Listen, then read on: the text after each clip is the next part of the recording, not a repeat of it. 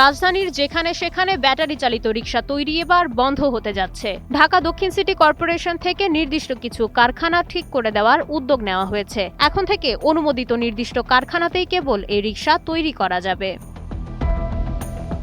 এই পুরো প্রক্রিয়ায় কারিগরি সহায়তা দেবে বাংলাদেশ প্রকৌশল বিশ্ববিদ্যালয় বুয়েট। কারখানাগুলোর অনুমোদন এবং উৎপাদনের মান বুয়েটের মাধ্যমে যাচাই করা হবে। এছাড়া নির্দিষ্ট সময়ের মধ্যে সব রিকশাকে বিদ্যুৎ চালিত ব্যবস্থায় রূপান্তর করার পরিকল্পনা রয়েছে।